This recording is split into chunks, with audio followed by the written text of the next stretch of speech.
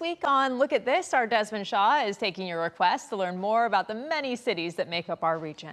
Well, tonight he flies over a city built from scratch in the early 1950s.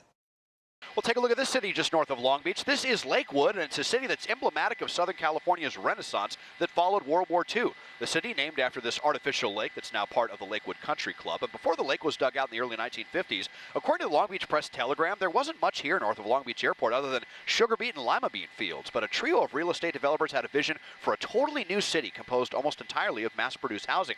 Louis Boyer, Mark Taper, and Ben Weingart were the men behind the idea for more than 17,000 new homes spread across about 3,500 acres. And they had a lot of detractors who doubted that anyone will be interested in living so far from an established city, but their timing could not have been more perfect. For one, post-war America was just beginning to fall in love with the automobile, and more importantly, returning veterans with the help of the GI Bill were able to get extremely cheap financing for new homes with no down payment required, as cheap as $50 to $60 a month for payment, insurance, taxes, and insurance. In the spring of 1950, with model homes in the future community opening for tours and sales, tens of thousands of people showed up. In a month's time, more than 1,000 homes have been sold, about 30 a day on average. At one point, 107 homes sold in a single hour. 40 to 60 homes were being built every day in the new community.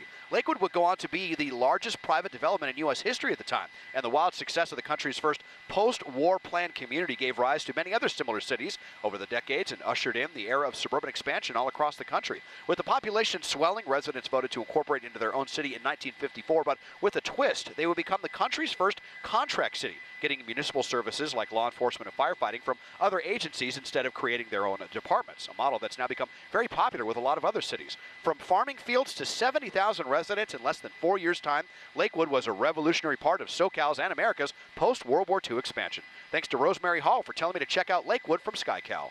I'm Desmond Shaw. And if you'd like Desmond to take a look at something interesting in your neighborhood, just write us at lookatthis@cbs.com.